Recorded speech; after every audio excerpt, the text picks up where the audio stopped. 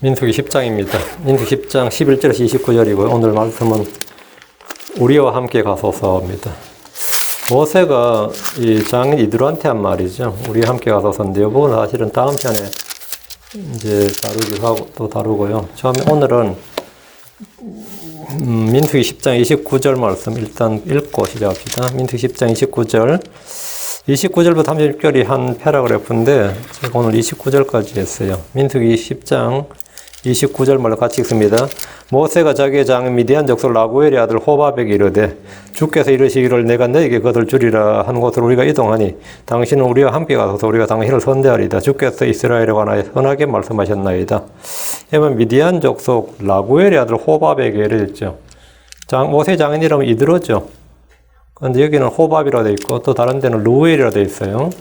모세의 장인들은 벌써 뭐냐 이런 게 있고 오늘 우리 함께 가소서 했는데 참 모세가 자기 장인에게 미디안 족속인 장인에게 같이 가나안 땅으로 가자는 거예요. 우리 함께 가나안 땅으로 가자고. 이제 미디안 족속이지만 하나님의 백성으로 살자. 하나님의 백성으로 살자. 어때요? 그럼 이드로가 땡큐 할 것 같아요? 어떨 것 같아요? 예, 같이 좀 말씀을 다루어 봅시다. 오늘 공부할 본문은 광야를 행군하는 이스라엘의 군대 앞에서 주의 언약궤가 앞서가는 장면입니다. 주의 언약궤는 성막의 지성소에 놓여 있었습니다. 언약궤 위에 영광의 그룹이 있고 그 사이에 주님이 임재해 계셨습니다. 이 땅에 주께서 백성들 가운데 장막을 치고 계셨던 겁니다. 주께서는 성막 위에 낮에는 구름 기둥으로 밤에는 불꽃으로 자신의 임재를 백성들이 다 알아볼 수 있도록 하셨습니다. 주님은 광야의 백성들 가운데 늘 거하셨습니다. 백성들이 주께 함께 가자는 것이 아니라 주께서 백성들에게 나와 함께 가자고 하시는 겁니다. 자, 구름이 성막 위에 떠올랐다는 건 무슨 뜻이냐? 구름이 성막 위에 떠올랐다는 건 무슨 의미 같아요? 예. 우리는 일방적으로 가라! 이제 주님께서 이렇게 명하는 것쯤 그건 아니죠. 하나님께서 구름이 성막 위에 떠올랐다는 건 주님께서 가시겠다는 의지죠. 주님께서 내가 간다, 출발한다, 이 의지죠. 그리고 백성들에게 나와 함께 가자, 이거죠. 나를 따르라, 이 말이죠, 한마디로. 응? 그리고 주님께서 백성들에게 나와 함께 가자 하고 하시는 겁니다. 이집트에서도 그랬고, 홍해를 건널 때도 그랬고, 광야에서도 주님 나와 함께 가자고 하셨습니다. 주님 우리와 함께 계시며 우리 함께 일하시며 함께 가자고 하십니다. 우리가 어느 날 모두 이 땅을 떠날 때 주님 이렇게 말씀하실 겁니다. 아가서 2장 10절 13절 나의 사랑하는 이께서 내게 말씀하여 이르시되 나의 사랑 나의 어여쁜 자야 일어나서 떠나가자. 나의 사랑 나의 어여쁜 자야 일어나서 떠나가자. 이 말은 뭐죠? 함께 가자. 함께 가자. 이때는 오순절점입니다. 아가서 2장 13절 무화과 나무는 푸른 무화과를 내며 연한 포도가 달린 포도나무는 좋은 향기를 풍기는구나. 시점이 나오죠. 나의 사랑 나의 어여쁜 자야 일어나서 떠나가자. 일어나서 떠나가자. 어때요? 광야에서 백성들이 이동해야 할 때는 주의 구름이 먼저 성막 위로 떠올랐습니다. 주께서 함께 가자. 떠나자. 나를 따르라. 이런 신호입니다. 주님께서 너희는 가라. 이렇게 뒤에서 명령하신 것이 아니라 먼저 일어나서 앞서가시며 나를 따르라. Follow me. Follow after me. 내 뒤를 따르라. 이렇게 하시는 겁니다. 베드로와 요한과 야고보는 주의 말씀에 즉시 그분을 따랐습니다. 어떤 사람은 주의 부르심을 거절했습니다. 나를 따르라 하니까 어떤 사람은 내 아버지 집을 나로 하여금 먼저 아버지 집을 장사 지내게 하소서. 주님 따르는 게 먼저가 아니라 아버지 장사 지내는 게 먼저다. 아버지 연로하신데 몇 년 더 살겠습니까? 그래서 내 집에 어른들 다 치우고 아들, 딸, 장가 다 보내고 다 은퇴하고 그리고 주를 따르겠습니다. 홀가분하게. 뭐 이런 식이지. 그 나라가 먼저 명분도 좋잖아요. 아버지 장사 지르게 하라니까. 아버지 몇 살인데? 60인데 요즘 98 사는데. 아버지 몇 살이신데? 70인데요. 아들 몇 살인데? 이제 10살인데요. 대학 가고 뭐 대학원까지 보내면 뭐. 한국 사람들 이런 거 되게 많아요. 전대 보면 뭐 아들 다 해놓고 나 은퇴하고 나서 그런 사람들은 주는 못 따라. 주님께서 나를 따르라고 하셨는데 핑계가 많아. 어쨌든 그럼 못 따르죠. 베드로와 요한과 야고보는 주의 말씀에 즉시금을 따랐단 말이죠. 근데 어떤 사람은 주의 부르심을 거절했습니다. 어떤 부자는 근심하며 주를 따르지 못했습니다. 주님은 나를 따르라고 했어요. 주를 따르는 자는 하늘에 보화가 있습니다. 주를 따르는 자는 어둠 속에 다니지 않고 생명의 빛을 얻습니다. 주께서는 광야의 백성 전체에게 나를 따르라 하신 것입니다. 주께서 함께 가자는 신호는 성막 위에 구름이 위로 높이 떠오르는 겁니다. 그리고 그때 제사장들은 은으로 만든 나팔을 불었습니다. 행군할 때 맨 앞에 제사장들이면 고핫 자손이죠. 언약궤가 가고 그 뒤를 백성들이 동쪽 지파, 유다 지파하고 이제 동쪽 지파가 가고 그다음에 남쪽 지파가 가고 루벤 지파죠. 그다음에 이제 또 이제 고핫 자손의 성물맨 거기 가고 뭐 이렇게 순서가 있어요. 다음에 서쪽, 다음에 북쪽 이렇게 순서가 진영에 따라서 움직이는데 언약궤가 앞서갔다는 것은 주께서 그들 앞에 가셨다는 말입니다. 이스라엘 백성들이 광야 생활을 마치고 요르단강을 건널 때 맨 앞서 갔던 것도 언약궤입니다. 여호수아 3장 6절에 여호수아가 또 제사장들에게 말해 이르되 언약궤를 메고 백성 앞에 건너라. 언약궤를 메고 백성 앞에 건너라. 언약궤가 맨 앞에 간다 이거예요. 하며 그들이 언약궤를 취하고 백성 앞에서 가니라. 백성 앞에서. 그 주님께서 나를 따르라 이거예요. 주님께서 나와 함께 가자 이거예요. 가나안 땅으로 갈 때도 나와 함께 가자 이거예요. 요르단을 건널 때도 나와 함께 건너자 이거죠. 요르단으로 가장 먼저 입성한 것도 언약궤입니다. 여호수아 3장 11절 보라 온 땅의 주의 언약궤가 너희 앞을 지나서 요르단으로 들어가나니 하나님은 양들의 목자로서 우리 곁에 계실 뿐만 아니라 우리 앞에 계십니다. 그분 우리 위에 계십니다. 후위를 공격하는 적들을 막해서 때로는 우리 뒤에 계십니다. 주님 우리 후위대, 리리월드, 후위대가 되십니다. 우리가 미끄러지지 않도록 우리 밑에 계시며 우리를 떠받쳐 주십니다. 주님 우리를 둘러서 진을 치시고 우리 안에 거하시며 일하십니다. 주님 어디에 계시는가? 여러분이 전후 좌우 위아래 둘레에 어디를 봐도 거기 주님이 계십니다. 파라오의 병거들이 이스라엘 추격에 있을 때 주님은 앞서가시다 뒤로 이동하셔서 그들을 막았습니다. 출애굽기 14장 19절에 이스라엘의 진영 앞에 가던 하나님의 천사가 이동하여 그들 뒤에서 가며 앞에 가던 하나님의 천사가 이동하여 그들 뒤에서 가며 구름 기둥이 그들의 얼굴 앞에서 떠나가고 그들의 뒤에 서서 앞과 뒤죠. 인도할 때 앞에 갔어요. 그런데 뒤에 파라오의 군대 추격하니까 뒤로 옮겼단 말이죠. 본문을 보시면 앞에 가던 주의 천사가 이동하여 그들 뒤에 가며 그들 뒤에 서서 이렇게 합니다. 주님 우리의 전후 좌우 위아래 둘레에 계십니다. 안팎으로 다 계십니다. 주님은 언제나 우리 앞에서 나가시고 일하시고 앞서 준비하십니다. 광야의 백성들 앞에 나가시며 그들이 진을 칠 곳을 정하셨습니다. 하나님은 한 천사를 그들 앞에 보내셔서 그들을 보호하셨습니다. 출애굽기 23장 20절 보라 내가 한 천사를 내 앞에 보내어 길에서 너를 보호하게 하며 내가 예비한 곳으로 너를 데리고 들어가게 하리니 주께서 가나안 땅에 한 천사 주의 천사를 앞서 보내시고 이스라엘을 인도하시고 가나안 족속들을 끊어버리겠다고 하셨습니다. 출애굽기 3장 23절에 내 천사가 내 앞에 가서 너를 아모리 족속과 헷 족속과 브리스 족속과 가나안 족속과 히비 족속과 여부스 족속에게로 데리고 들어가고 내가 그들을 끊어버리리니 주께서 모세에게 보라 내 천사가 내 앞에 가리라고 하셨습니다. 주님은 그들 위해 싸우셨습니다. 이스라엘의 군대 대장은 모세나 여호수아가 아니라 하나님 자신입니다. 출애굽기 33장 2절 내가 천사를 내 앞에 보내며 또 가나안 족속과 아모리 족속과 헷 족속과 브리스 족속과 히위 족속과 여부스 족속을 쫓아내고 이는 우리도 마찬가지입니다. 영적 전쟁을 치르는 그리스도의 좋은 군사들은 구원의 대장이신 예수를 속아 언제나 앞서 나가시며 우리를 위해 싸우십니다. 그분은 전투에 능하신 주이십니다. 그분은 항상 승리하는 주이십니다.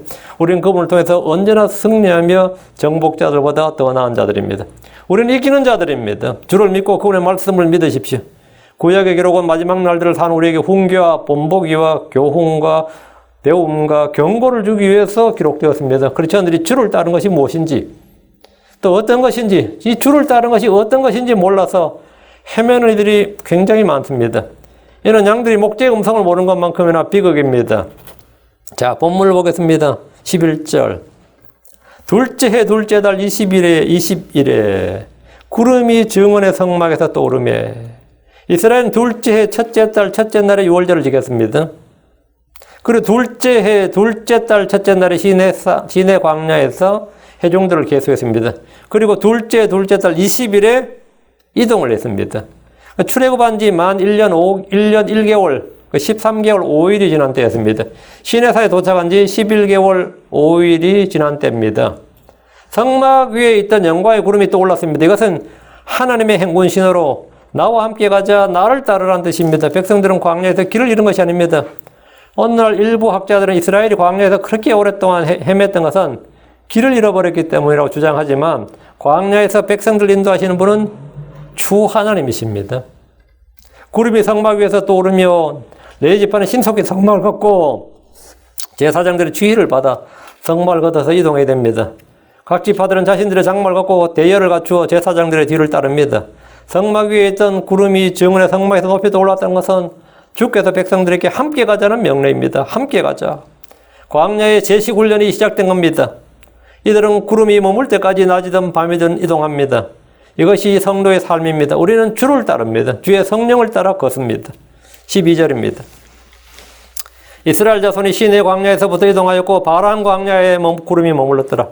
그들은 출애굽한 후에 시내산에 도착해서 주께서 하늘로부터 신이 강림하신 것을 눈으로 보았고 그분의 음성을 귀로 들었습니다. 그들은 주의 음성을 듣고 두려워서 떨었습니다. 주님은 모세를 통해 그들에게 말씀하셨고 율법을 주었습니다. 백성들은 민족적으로 주 하나님의 백성이 되기로 언약을 체결했습니다. 이곳에서 성막을 만들었고 율법을 받았습니다. 시내산 하면 뭐죠? 율법을 받은 곳, 하나님과 언약을 맺은 곳, 이런 거죠. 그리고 여기서 6월절을 지켰습니다. 이제는 출발을 해야 될 때입니다. 출발 시각은 모세나 아론이나 백성들의 통치자들, 우두머리들이 정하는 것이 아닙니다. 제사장들이 정한 것도 아니고 주께서 정하셨습니다.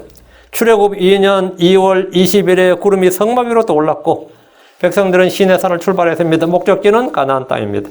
이곳에서 가나안까지 거리는 그리 멀지 않습니다. 그들이 이제 주께서 조상들 약속하신 그 땅으로 들어가는 일만 남았습니다. 유업의 상속이 있는 곳으로 인도하시는 분은 주 하나님이십니다. 시내 광야에서 이동해서 바란 광야에서 구름이 머물렀습니다. 구름이 머물렀다는 것은 이곳에 머물라는 말입니다. 시내 광야에서 3일을 행군하여 가데스 바네아가 있는 바란 광야에 도착했는데 시내 광야와 바란 광야 사이에 진을 친 곳이 두 곳 더 있습니다. 민투기 33장 15, 17절. 민투기 33장에 보면 이스라엘이 진을 친 곳이 다 기록되어 있어요. 그들이 르비딤에서 떠나 시내 광야에 진을 쳤고 시내 사막에서 움직여 기브롯 핫다아와에 진을 쳤고 기브롯 핫다아와에서 떠나 하세롯에 진을 쳤고 나오죠. 기브롯 핫다아와 다음에 하세롯에 진을 쳤다잖아요. 민수기 33장에는 광야 이스라엘이 진을 친 곳 42곳, 진을 친 42곳의 지명이 나오는데 본문은 시내 광야에서 가데스 바네아까지 출발과 도착을 기록하고 나머지 상세한 내용은 12, 16절에 나옵니다. 성경의 이런 기술 방식은 때로는 독자들의 오해와 혼란을 불러일으키는 경우가 있습니다. 하나님은 믿음으로 성경을 공부하는 독자들에게 진리를 보여주시고 믿음이 없이 성경을 읽는 사람들의 마음 혼란과 혼돈과 혼미한 영을 주십니다. 저는 초신자 시절에 성경 읽다가 이 모습이나 오류처럼 보이는 구절들을 꽤 많이 발견을 했지만 이 믿음으로 성경을 읽었고 공부했기 때문에 그 구절들에서 더 풍성한 정보를 얻고 하나님의 영감을 더 크게 알고 배울 수 있었습니다. 그러나 많이들이 하나님의 말씀에 실족을 합니다. 이 말씀에 실족한다요. 이거 많습니다. 예수님의 제자들이 예수님이 전하는 주의 말씀에 문제를 제기했습니다. 예수님 그렇게 말씀하시면 안 된다. 그렇게 말씀하시니까 그 결과가 뭐냐? 마태복음 15장 12절. 그때 그분의 제자들이 그분께 나와 이르되 제자들이 예수님께 충고하는 거예요. 참 이거 난감한 문제지. 설교는 어떻게 할 것인가? 제자들이 예수님 설교는 어떻게 해야 되는지, 양들을 어떻게 모아야 되는지, 상처 주지 않는 설교, 이런 걸 어떻게 해야 되는지 지금 말하는 거예요. 바리새인들이 이 말씀을 듣고 실족한 것을 아시나이까? 제자들이 예수님한테 지금 이렇게 이런 거예요. 예수님 하신 말씀을 해서 바리새인들이 상처받아가지고, 이 말씀을 듣고 실족한 것을 아시나이까? 말씀을 하필 그렇게 하셔가지고, 이 타이밍에 말이지.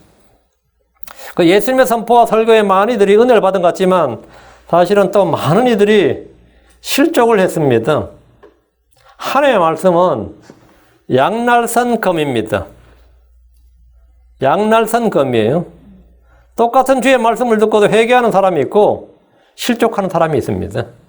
은혜 받고 각성하는 사람이 있고 나자빠지는 사람이 뒤로 미끄러져서 나자빠지는 사람이 있어요. 설교도 똑같습니다. 주 예수님이나 그분의 말씀의 문제가 아닙니다. 그 제자들이 지금 바리새인들 실족했다고 예수님한테 이야기했는데 바리새인들만 주의 말씀에 실족한 게 아닙니다. 제자들 자기들도 예수님이 전한 말씀에 따라다녔지만 실족을 했어요. 요한복음 6장 61절에 예수님께서 자기 제자들이 그것에 대해 수군거리는 줄 스스로 아시고 그들에게 이르시되 이것이 너희를 실족하게 하느냐. 이거 내가 한 말이 너희를 실족하게 하느냐? 응? 제자들이 주의 말씀에 실족할 지경에 놓이자 주께서 이 말씀을 하신 겁니다. 여러분이 언제나 기억해야 됩니다. 설교의 톤이 바뀌지 않도록, 목사의 설교의 톤이 바뀌지 않도록 여러분은 기도해야 돼요. 이런저런 일이 터져가지고 전에하고 음색이 많이 바뀌었다. 물론 뭐 좋을 수도 있어요, 그게. 그게 바뀌지 않도록 해야 됩니다. 항상 같아야 돼요. 이 설교의 톤이 같아야 돼요. 더 묽어지고 말이죠. 물타게 해버리고 막 이렇게 안 되도록. 칼날이 무뎌지지 않도록 말이죠. 그 많은 제자들이 어떻게 된 거죠? 주와 그분의 말씀에 실족해서 그분을 버리고 떠났습니다. 사도 바울에게도 이런 일이 있었습니다. 디모데후서 1장 15절에 아시아에 있는 모든 자들이 나를 버리고 돌아선 이 일을 내가 알거니와. 그 디모데한테 하는 말이에요. 아시아에 있는 모든 자들이 나를 버리고 떠났다고. 돌아섰다고. 실족했다 이거지. 그 중에 부gel레와 허목에 내가 있느니라. 한둘도 아니고 왜 모든 자들이 바울을 버리고 돌아선 겁니까? 실족했기 때문입니다. 디모데후서 4:16절에 내가 처음 답변할 때 아무도 나와 함께 서지 아니하고 모든 사람이 나를 버렸으나 그것을 그들의 책임으로 돌리지 아니하시길 내가 하나님께 기도하노라. 여러분 모든 사람이 나를 버렸으나 바울이 뭐가 문제가 있었던 거예요? 여러분 주의 말씀에 실족한 일이 없기를 바랍니다. 실족하지 않는 자가 복이 있습니다. 13절 그들이 모세의 손으로 주신 주의 명령에 따라 처음으로 이동하였더라. 시내 광야에서 그들은 모세의 손으로 주의 명령에 따라 처음 이동했습니다. 그 이집트에서 시내 광야까지 온 것은 이 방식으로 행군한 적이 없어요. 여기서 이제 처음 이 명령을 받았고, 이제 처음으로 이제 여기서부터 처음으로 이동을 하는 거죠. 백성들은 출애굽 때나 시내 광야에 도착할 때는 지파별로 순서를 정해서 움직이지 않았습니다. 그때는 언약궤도 없었고, 성막도 없었고, 은나팔도 없었고, 그냥 주님이 앞서갔을 뿐이지. 근데 처음으로 주의 명령에 따라 이동한 것, 주의 명령에 따라 이동한 건 이게 처음이었다 이거죠. 그럼 모세의 손으로 주신 명령을 받은 지금부터는 성막을 걷는 일, 성막을 걷죠? 이제 성막을 걷는다 할 때 걷는 일이나 행군하는 순서 등 모든 것이 주의 명령에 따라서 질서 있게 순서에 따라서 행하고 움직였습니다. 사람이 주의 법과 주의 명령을 받은 후로는 그전과 같이 움직일 수가 없습니다. 당연히 뭐가 달라진다? 삶이 달라진다. 주의 명령을 받기 전과 받은 후는 같을 수가 없어요.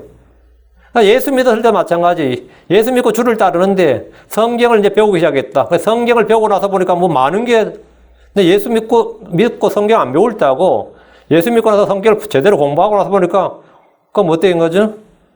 그 전과 후가 완전히 달라져야 된다고. 주의 명령을 받은 후로는 주의 명령에 따라 움직여야 됩니다. 성경을 알게 된 후로는 뭐라고요? 성경 기록에 따라서 움직여야 돼요. 그게 성도예요. 주의 말씀을 듣기 전, 알기 전, 믿기 전과 그 후의 삶은 결코 같을 수가 없습니다. 같아서는 안 되고 같을 수가 없어요. 생각이 달라지고 말이 다르고 행동이 다르고 삶이 달라야 됩니다. 전에는 내가 내 생각을 따랐지만, 아니면 사람들 무리들의 그 의견을 따랐지만, 아니면 눈치 봐가면서 적당히 어떻게 살았는지 몰라도 이제는 성경 기록에 따라 주의 말씀에 따라 걷고 말하고 싸우기 때문입니다. 그들은 처음으로 주의 명령에 따라 이동했습니다. 주의 명령에 처음으로. 왜? 여기서 주의 말씀, 주의 법을 받았기 때문이죠. 이제 주의 법을 받은 백성이 되었단 말이지. 주의 법을 받았기 때문에 뭐에 따라 움직였다? 예, 주의 명령에 따라 이동했다고요. 성경은 구름 기둥에 따라 이동했다 이렇게 기록되어 있잖아요. 물론 구름 기둥을 보고 갔죠. 당연히 구름 기둥을 보고 불기둥을 봤는데 항상 기록은 보면 주의 명령에 따라 주의 말씀에 따라 했죠. 왜 그랬어요? 우리가 따라할 게 뭐다? 주의 명령, 주의 말씀이다 이거예요. 14절 맨 앞에는 유다자손 진영의 군기가 그들의 군대에 들어갔는데 그의 군대는 암미나답의 아들 나손이 지휘하고 14절부터 28절까지 이제 12지파의 행군 순서입니다. 동서남북으로 동서남북이가 동남서북이에요. 순서가 시계 방향이니까. 성막 동쪽부터 이제 시작해서 동쪽, 남쪽, 서쪽, 북쪽 이래 되는 거죠. 세 지파씩, 각 방향에 세 지파씩이 있으니까 세 지파가 1진, 2진, 3진, 4진이 되는 겁니다. 유다 지파가 제일 먼저 가고 단 지파가 제일 후방을 맡았어요. 이제 유다 지파가 선발대가 되고 단 지파가 후위대가 되는 거였죠. 12지파는 성막을 중심으로 동서남북에 진을 쳤는데 동쪽에 유다지파, 이사갈, 스불론 지파가 진을 쳤습니다. 이들이 언약궤를 따라 가장 먼저 출발합니다. 언약궤를 뒤따라서 이제 가장 먼저 뒤따른 거죠. 언약궤를 따른 거. 선두주자는 유다지파입니다. 맨 앞에는 유다자손 이 말은 그가 장자가 아니었지만 주께서 유다가 통치권을 받았고 주 예수님이 유다지파에서 나온다는 걸 알려주시기 위한 겁니다. 유다지파의 대장은 암미나답의 아들 나손이었는데 사사기 1장 1, 2절 보면 이제 여호수아가 죽은 뒤에 이스라엘 자손이 주께 여쭈 이르되 우리를 위해 누가 먼저 올라가 가나안 족속을 치고 그들과 싸우리까? 우리를 위해 누가 먼저 퍼스트로 누가 먼저 올라가서 싸우느냐 이렇게 주님께 물었더니 이에 대해 주께서 말씀하셨습니다. 사사기 1장 2절 주께서 이르시되 유다가 올라갈지니라. 유다가 올라갈지니라. 선두에는 언제나 뭐라 유다가 서라 이거죠. 보라 내가 그 땅을 그의 손에 넘겨주었노라 하시니라. 하나님은 유다가 선두에 서도록 했습니다. 15, 16절 이사갈 자손 지파의 군대는 수알의 아들 느다네엘이 지휘하며 스불론 자손의 지파의 군대는 헬론의 아들 엘리압이 지휘하였더라.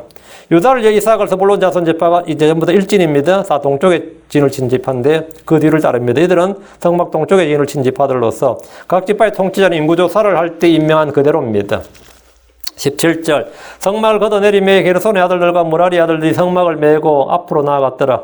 고핫 자손들이면 언약궤가 맨 앞에 먼저 나갔고 게르손의 아들들과 무라리 아들들은 성막을 걷은 후에 그들 뒤를 따랐습니다. 성막은 이동용 장막이기 때문에 이동할 때 걷어서 옮기는데 이 일은 전적으로 레위 자손들에게 맡겨졌습니다.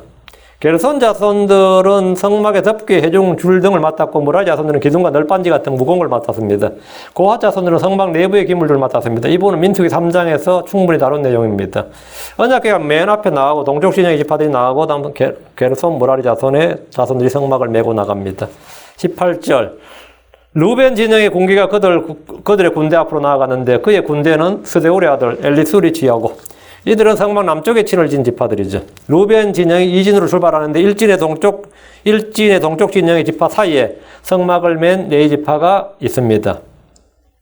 19절 20절 시몬 자손 지파의 군대는 수리삽대의 아들 슬루미엘이 지휘하며 갓 자손 지파의 군대는 두엘의 아들 엘리아삽이 지휘하였더라.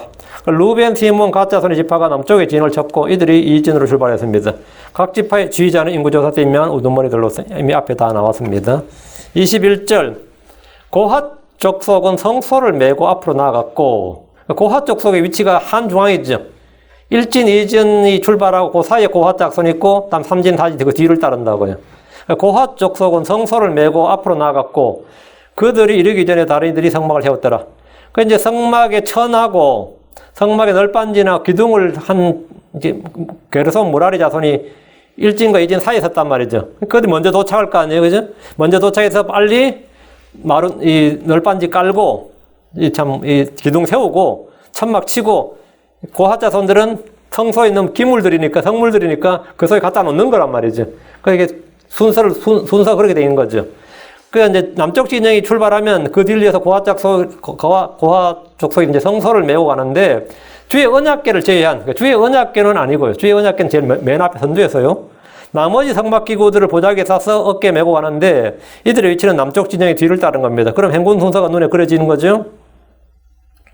고핫 자손이 맨 앞이 아니고 이진으로 출발하는 것은 남쪽 진영 뒤에 출발한 것은 남쪽 진영 뒤인데 그들이 이르기 전에, 도착하기 전에 게르손 자손과 무라리 자손들이 성막을 채워야 했기 때문입니다.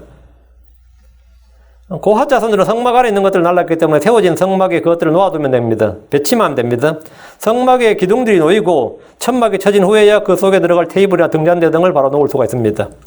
22절 에브라임 자손 진영의 군기가 그들의 군대대로 앞으로 나아가는데 그의 군대는 암미우스의 아들 엘리사마가 지휘하고 성막 서쪽에 진을 친 에브라임 자손이 고핫 족속의 뒤를 따릅니다. 이들은 행군 순서로 이제 3진에 속합니다.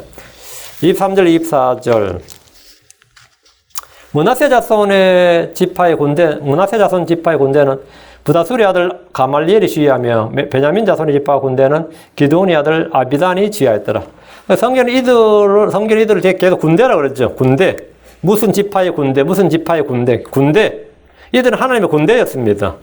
그리고 백성들은 다 군인이었다고요.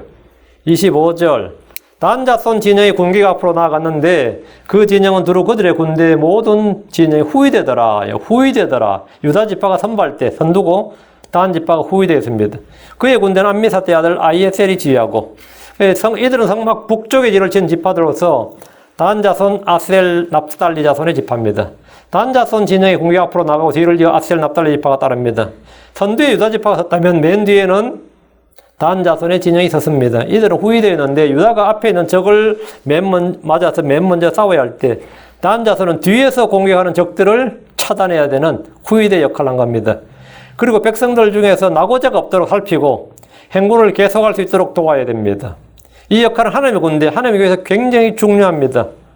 사도들 중에서 베드로가 선두주자 역할을 했다면 요한은 모든 사도들이 다 죽은 후에도 살아서 교회들을 돌보고 섬겼던 것과 같습니다.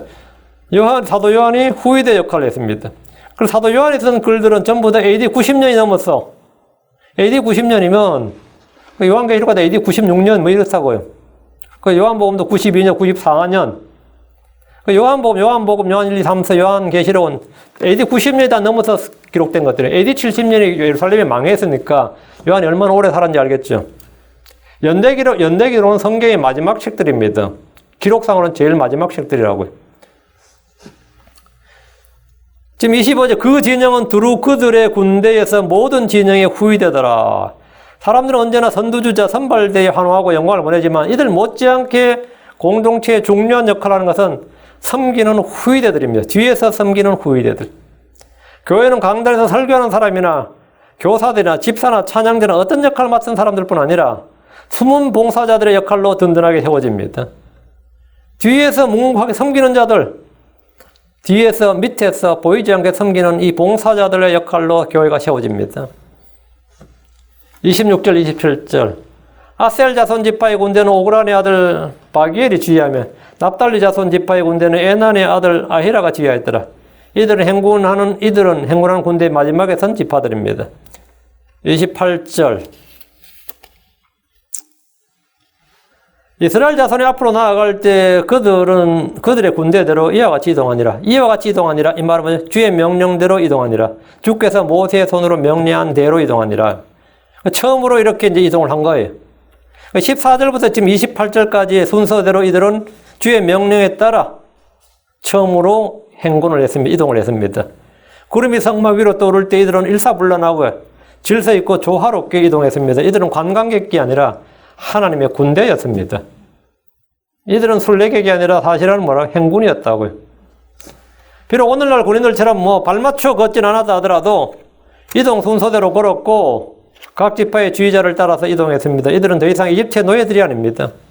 지금 이들은 하나님의 군대지 이집트의 노예들이 아니었단 말이에요. 이들은 하나님의 부름을 받아 가나안 땅을 정복하러 가는 군대였습니다. 그 땅의 신들, 우상들을 깨부수고 그곳의 백성들을 진멸하러 가는 하나님의 군대로서 그 위용을 갖춘 겁니다. 29절. 모세가 자기의 장인 미디안 족속 라구엘의 아들 호밥에게 이르되 주께서 이르시기를 내가 너에게 그곳을 주리라 한 곳으로 우리가 이동하나니 당신은 우리와 함께 가소서 우리가 당신을 선대하리이다. 주께서 이스라엘에 관하여 선하게 말씀하셨나이다 하며 모세의 장인은 미디안 족속입니다. 이제 시내 광야에 있을 때 시내산으로 왔죠. 모세 장인이. 본문에서는 라구엘의 아들 호밥 이렇게 말하죠. 보면 라구엘의 아들 호밥 이렇게 말하는데 일반적으로 모세 장인 이름 하면 이드로라고 알고 있죠. 모세 장인 이드로라는 표현은 성경에 8번 나옵니다. 그러니까 제일 익숙한 게 이제 이드로가 되죠. 호밥이라는 이름은 2번 나옵니다. 여기 한 번 나오고, 다음 사사기 4장 11절에 나와요.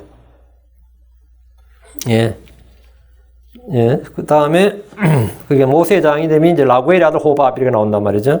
다음 출애굽기 2장 18절에 보면 르우엘이라는 이름도 나옵니다. 출애굽기 2장 18절에 그들이 자기들의 아버지 루엘에게 이르렀을 때에 그가 이르되 너희가 어떻게 오늘 이같이 빨리 왔느냐? 빨리 돌아왔느냐? 십보라나 딸들이 자기 아버지를 뭐라 부르는 거죠? 자기들의 아버지 루엘 이렇게 불렀죠. 루엘. 모세의 장인의 이름이 셋이나 됩니다. 성경에 이름이 몇 개인 사람들이 있습니다. 이름이 둘인 사람은 꽤 많죠. 야곱, 이스라엘 이런 식으로. 아브람도 아브라함으로 바뀌었고요. 이름이 둘인 사람은 많이 나오는데 이름이 셋인 사람은 여러분이 아는 사람이 있어요? 지금 모세의 장인 이름이 셋이죠. 베드로, 시몬, 게바 셋입니다. 동일 인물입니다. 유수도, 바사바, 요셉 이 셋입니다. 같은 인물입니다. 사도행전 1장 3절에 그들이 둘을 지명하니 곧 바사바라고도 하고 별명은 유수도라 하는 요셉과 바사바라고도 하고 별명은 유수도고 요셉이다 이름은. 이름 셋이 뭐라고요? 같은 사람이에요. 그리고 마띠아더라. 사울과 바울은 같은 이름입니다. 마테오와 레이는 같은 이름입니다. 모세의 장인의 이름은 셋이나 나오는 것은 당시 시대 상황을 보여줍니다. 본명이 있고 별명이 있고 직위에 따른 이름이 있습니다. 별명이 본명이 있고 별명이 있고. 이드로는 미디안의 제사장이기 때문에 본명을 부른 대신에 별호를 부르기도 했습니다. 직위가 높으니까요. 어떤 이들은 이드로는 십보라의 할아버지다, 호밥은 모세의 처남이다 식으로 해석을 하는데 주석서들에 보면 그냥 그런 게 많습니다. 이드로는 이름이 아니라 미디안 제사장의 타이틀입니다. 르웰은 그의 개인적인 이름 본명입니다. 가족들은 그를 이드로라 불렀습니다. 가족들은 그를 이드로라, 가족명이죠. 호밥은 라구엘의 아들로서 이드로의 또 다른 이름입니다. 여기서 또 한 가지 질문은 모세의 장인이 미디안 족속이냐 겐 족속이냐는 겁니다. 본문에는 미디안 족속이라고 하는데 사사기 1장 16절에 보면 겐 족속이란 말이 나옵니다.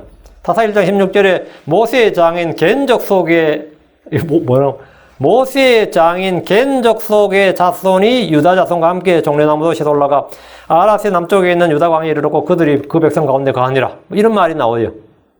모세의 장인은 미디안 족속이라 했잖아요. 근데 여기는 사사기는 겐 족속이 나오죠. 이는 미디안 족속과 겐 족속이 통합이 되었거나 겐 족속이 조공을 바치는 족수로 포함되어 있었기 때문입니다. 이는 일제강점기 시대의 조선 사람들은 때로 일본 사람들이라 불렸습니다. 하와이에 살던 조선 사람들, 쿠바에 살던 조선 사람들 많거든요. 한국에 외교권이 없었기 때문에 당시 미국에 갔던 조선 사람들이 여권이나 비자를 발급받을 때 국적란에 일본이라고 썼어요. 심지어 이승만 박사도 저걸 받을 때 시민권 안 받았어요. 근데 서류를 내야 될 때는 그 국정란 일본을 썼다고 이승만 박사도, 독립운동가 이승만 박사도. 그 어쩔 수가 없는 거예요. 물론 이제 그거 엄청 쉽지. 이승만이 자기 국정란 일본 썼다고. 그때는 일본이 맞아요. 어쨌든 간에 국제법으로 뭐든지 일본이 맞다고. 그럼 이제 사람들은 뭐라면 조선 사람이며 일본인이라 그래요. 그때 참 황당한 거지. 근데 그 중동 쪽에서는 이런 흔한 일이죠. 이때 일본이라고 국적을 쓰는 조선 사람들이 친일파나 매국노에서 그런 게 아닙니다. 그건 어쩔 수 없는 거예요. 그거 가지고 따지면 이제 황당한 거죠. 당시 국제법으로는 조선은 없었습니다. 겐 족속이 미디안 족속의 부족 중에 하나일 수도 있습니다. 이와 달리 이드로의 모계가 겐 족속이라면 그는 미디안 족속으로 불릴 수도 있고 겐 족속이 될 수도 있습니다. 어느 경우든지 성경의 모세는 오류는 아닙니다. 모세는 자기 장인에게 지금 하는 말이 주께서 이르시기를 내가 너희에게 그것을 주리라 한 곳으로, 잘 보세요. 지금 우리는 어디로 간다 그러지 않고 지금 뭐래요? 주께서 이르시기를 내가 너희에게 그것을 주리라 한 곳으로 우리가 이동하나니 당신 우리 함께 가소서 이렇게 요청을 했습니다. 내가 너희에게 그것을 주리라 한 곳으로. 아브라함과 이삭과 야곱이 약속한 땅으로 말이죠. 우리 조상들이 약속한 땅으로. 간단하게 주께서 우리는 지금 가나안 땅으로 갑니다. 이렇게 말하면 간단하죠. 가장 간단하죠. 우리는 지금 가나안 땅으로 가는 중입니다. 목적지는 가나안입니다. 그럼 간단한데 그 가나안 땅이라는 게 중요한 게 아니라 그 가나안 땅이 왜 중요하냐? 주님께서 내가 너에게 그것을 주리라 한 곳, 주님이 약속하신 땅, 그 약속하신 땅으로 우리가 간다, 이동한다. 우리는 지금 그렇게 이동하고 있으니까 당신 우리와 함께 가소서 이랬어요. 모세는 지금 우리가 비록 광야에 있지만 지금 시내산이죠. 지금 아라비아에 있는 광야잖아요. 아라비아 광야, 아라비아에 있는 시내산. 그래서 지금 가고 있는 광야에 있지만 가는 곳과 목적지를 분명히 알고 있습니다. 우리는 주께서 주신 곳으로 갑니다. 여러분은 지금 자신이 어디로 가는지 알고 있습니까? 여러분 지금 자신이 오늘 죽으면 어디로 가는지 알고 있어요? 나는 제일 황당한 크리스찬 중에 하나가 예수를 믿는데 근데 죽음을 엄청 두려워해서 크리스찬은 죽음을 별로 두려워하지 않죠. 근데 모르겠지 이제 죽음 두려워하는 크리스찬도 많아요. 근데 정작으로 판단한 거 아닙니다. 근데 그 죽음이 두려운 게 아니라 내가 죽어서 지옥 갈까봐 두렵다는 거야. 그 예수 안 믿어요? 믿는데. 이거, 그럼 어떻게 된 거야? 예수를 믿는데도 지옥이 두려운, 내가 예수를 믿지만 죽음이 두려운 사람이 있고, 내가 예수를 믿지만 지옥이 두려운 사람이 있다. 그게 말이 되나, 안 되나? 안 돼요. 현실에서는 돼요. 많아요. 이런 사람은 어떻게 하면 좋을 것 같아? 응? 그래, 예수를 믿는데 죽음이 두렵고 지옥이 두렵다. 예. 하여튼, 지금 자신이 어디로 가는지를 모르고 있는 거지. 자신이 지금 어디로 가는지를 모른다. 오늘 주님 오시면, 아니요, 내가 오늘 죽으면 어디로 가는지 모른단 말이지. 지금 잠시 우리가 육신의 장막에 머물러 있지만, 우리는 어느 날 주가 계신 저 하늘로 갑니다. 주께서 내가 너희를 위해 처소를 예비하러 가노라 그랬어요. 주님이 말하신 그 처소로 간다고. 지금 우리의 모습은 나그네고 순례자이지만 우리는 본향이 있는 곳으로 갑니다. 하나님 우리를 위해 처소를 마련해 주셨습니다. 우리는 지금 이곳을 떠나 주와 함께 있는 것이 훨씬 더 좋습니다. 우리가 복음을 전한 것은 지옥이 아닌 하늘로 함께 가자는 겁니다. 함께 가자. 우리와 함께 가자. 이거. 주님도 우리한테 뭐라죠? 함께 가자 그래요. 성령께서도 함께 가자 그러고 함께 가자. 이거. 응? 우리는 당연히 주변에 있는 사람들, 내가 아는 사람, 모르는 사람 상관없이 함께 가자 그래요. 응? 우리가 복음을 전한 것은 지옥이 아니라 하늘로 함께 가자는 권면이고 권고죠. 한편으로 이 말씀은 모세가 장인을 좀 신뢰하고 의지하는 모습입니다. 모세가 왜 장인에게 이렇게 말했느냐? 당신은 우리와 함께 가소서 우리가 당신을 선대하리이다. 주께서 이스라엘에 관하여 선하게 말씀하셨나이다. 그러니까 인생의 경험이 풍부하고 지혜가 많은 어른을 곁에 두고 동행하는 것은 복된 일입니다. 이드로는 시내산에 와서 모세에게 행정조직을 갖추게 했고 모세의 짐을 들어줬습니다. 많은 도움이 되는 인물이었죠. 모세는 장인을 곁에 두고 싶어 했습니다. 모세는 장인을 선대하겠다고 약속했습니다. 주께서 이스라엘에 관하여 선하게 말씀하셨나이다. 이 말은 뭐예요? 주께서 이스라엘에 관하여 선하게 말씀하셨나이다. 그 미디안 족속, 겐 족속인 지금 미드로에게 이제 이스라엘 백성이 되라 이 말입니다. 모세는 장인에게 미디안 족속, 겐 족속으로 살 것이 아니라 비록 태생은 어쩔 수 없는 거 아니에요. 미디안 족속, 태생은 미디안 족속이었지만 이제 이 시간에 결단을 해서 하나님의 백성이 되자. 이스라엘과 함께 가자는 것이었습니다. 하나님께서 이스라엘에 관해 선하게 말씀하셨다는 것은 이스라엘을 복주시고 은혜를 베푸신다는 겁니다. 하나님의 백성이 된다는 것은 좋은 일입니다. 모세는 장인이 비록 유대인이 아닐지라도 얼마든지 주의 호의를 입고 이스라엘이 될 수 있고 은혜를 입고 복을 얻을 수 있음을 말해준 겁니다. 우리는 어떤 죄인이라도 어떤 사람이라도 누구나 하나님의 백성이 될 수 있습니다. 누구든지 원하기만 하면 하나님의 빛을 받고 생수를 마실 수 있습니다. 누구든지 주께 오기만 하면 안식을 얻고 평안을 얻고 자유를 얻을 수 있습니다. 누구든지 그리스도를 믿기만 하면 그리스도 안에 있는 신격에 참여할 수 있습니다. 하나님은 그리스도에 관해 선하게 말씀하셨습니다. 그래서 누구든지 그리스도를 믿기만 하면 하나님의 신성한 성품과 신성한 권능에 참여하게 됩니다. 하늘에 속한 영적인 복에 참여할 수 있습니다. 하나님의 생명과 하나님의 은혜와 하나님의 복은 특정 개인, 특정 민족의 전유물이 아니라 믿는 모든 자들에게 열려 있습니다. 구약에서도 유대인 되겠다는 사람은 하나님의 백성이 되겠다면 하나님의 백성이 되는 거예요. 타국인도 하나님의 백성이 되는 거예요. 신약에서는 너무 쉽죠. 내가 하나님 왕국에 참여하고 싶다. 하늘의 부르심에 참여하고 싶다. 성령님께 참여하고 싶다. 앞으로 나타날 영광에 참여하고 싶다면 주 앞으로 나오면 됩니다. 주께서 누구든지라고 말씀하셨어요. 누구든지 뭐라고? 나오라고. 누구든지 내게로 오라고. 누구든지 나오라고. 성경 말합니다. 베드로후서 1장 4절에 그것들로 말미암아 지극히 크고 보배로운 약속들이 우리에게 주어졌나니 이것은 너희가 이 약속들을 힘입어 정욕으로 인해 세상에 깨달 썩을 것을 피하여 하나님의 본성에 참여하는 자가 되게 하려 함이니라. 어떻게 참여합니까? 주님께서 내게로 오라 하잖아요. 이 약속들의 참여자가 되라 말이에요. 이 복들의 참여자가 되라. 하늘의 부르심에 참여하는 자가 되라. 너는 그냥 참여만 하면 된다 이거예요.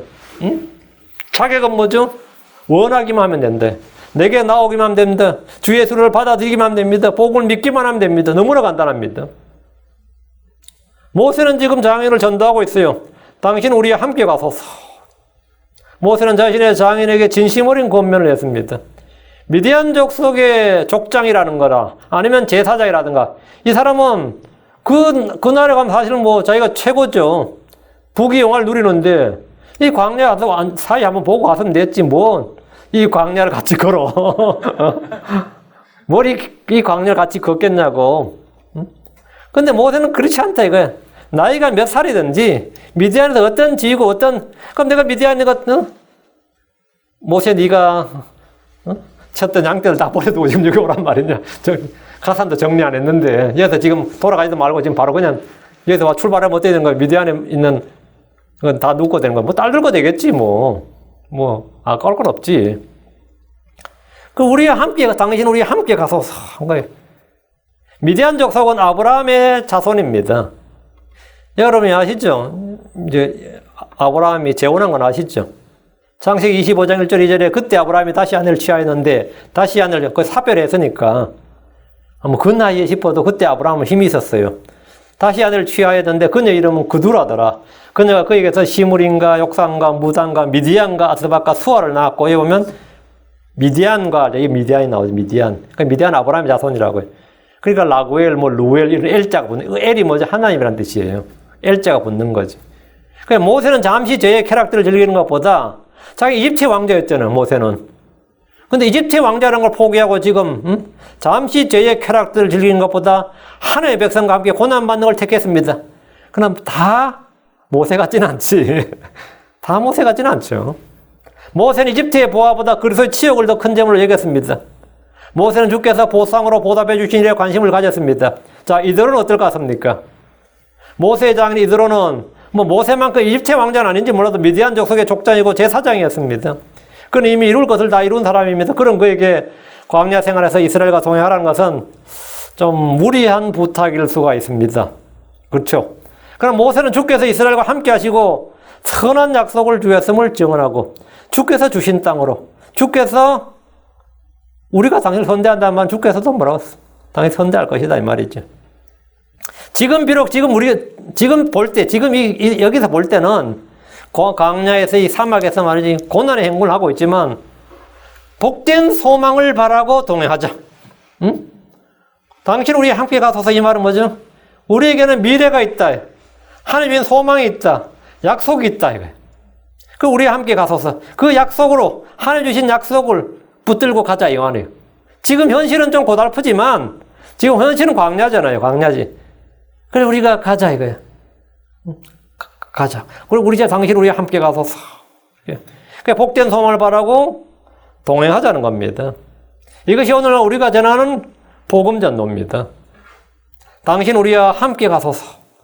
우리는 우리의 가족이나 친구나 친척들이나 또는 아는 사람들에게 이와 같이 말해줘야 됩니다. 우리와 같이 가자.